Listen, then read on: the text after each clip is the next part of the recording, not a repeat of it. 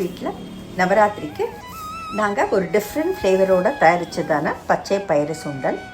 முதல்ல கொத்தமல்லி, கருகப்பிலை, இஞ்சி விழுது, தேங்காய் துருவல், பச்சை மிளகாய் இது எல்லாத்தையும் எடுத்து வச்சுக்கலாம். ஒரு மிக்சி கண்டெய்னரில் முதல்ல தேங்காய் துருவல், இஞ்சி விழுது, கருவேப்பிலை, கொத்தமல்லி, காரத்துக்கு தகுந்த அளவு பச்சை மிளகாய் எல்லாத்தையும் சேர்த்து தண்ணியே சேர்க்காம ஜஸ்ட்டு பல்ஸ் மோட் மாத்திரம் யூஸ் பண்ணி மிக்சியில் இதை குறைன்னு அரைக்க போகிறோம்.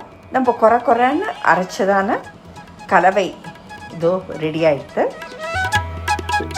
மீன்வெள் இங்கே பச்சை பயிரை ஒரு 4 மணி நேரம் போல் கழுவிட்டு தண்ணியில் ஊற போட்டிருக்கேன். அதில் உப்பு சேர்த்து இதை ப்ரெஷர் குக் பண்ணி எடுக்க போகிறேன்.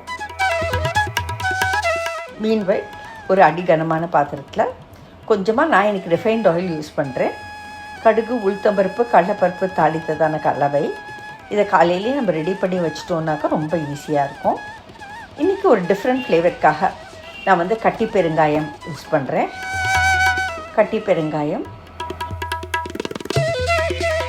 கொஞ்சமாக சீரகம் போட்டு நல்ல இந்த ஃப்ளேவரிங் த ஆயில் சொல்லுவோம் பாருங்கள், அந்த மாதிரி நல்ல பெருங்காய மணம் எல்லாமே நம்மளுக்கு எண்ணெயில் வரணும். கொஞ்சமாக இஞ்சி விழுது, கருவேப்பிலை, நம்ம ஜஸ்ட்டு பல்ஸ் பண்ணதான அந்த தேங்காய், கொத்தமல்லி, கருவேப்பிலை, பச்சை மிளகாய், இஞ்சி விழுது சேர்த்து அரைத்ததான அந்த கலவை.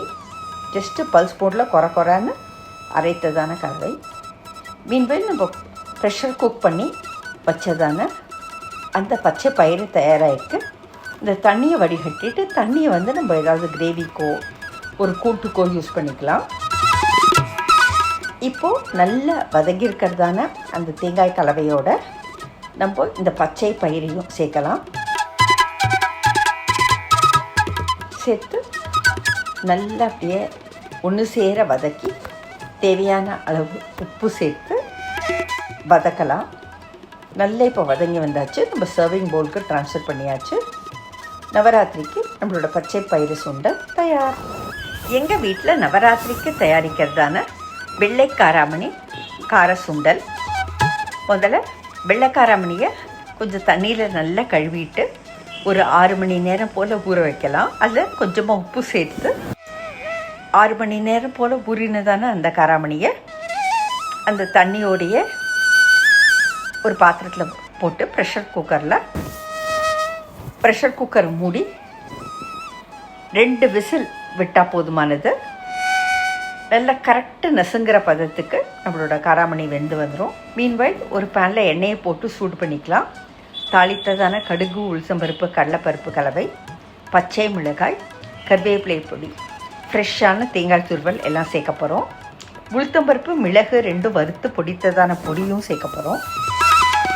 முதல்ல தாளித்ததான கடுகு, உளுத்தம்பருப்பு, கடலைப்பருப்பு கலவை, காரத்துக்கு தகுந்த அளவு பச்சை மிளகாய், கருவேப்பிலை பொடி, உளுத்தம்பருப்பு, மிளகு 2 வறுத்து பொடித்ததான பொடியை சேர்த்துட்டு ஃப்ரெஷ்ஷாக துருவியதான அந்த தேங்காய் துருவலை நம்ம சேர்க்கலாம்.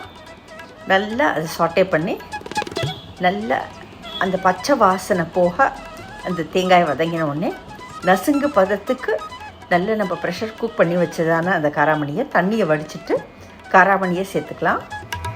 அந்த தண்ணியை நம்ம வேறு ஏதாவது சமையலில் யூஸ் பண்ணிக்கலாம். ஏதாவது கிரேவிக்கு தேவையான அளவு உப்பு சேர்த்து எல்லாம் ஒன்று சேர வர மாதிரி நல்லா அதை சாட்டே பண்ணி இறக்கினோன்னாக்கா மணக்க ப்ரோட்டீன் ரிச்சான காராமணி கார சுண்டல் தயார்.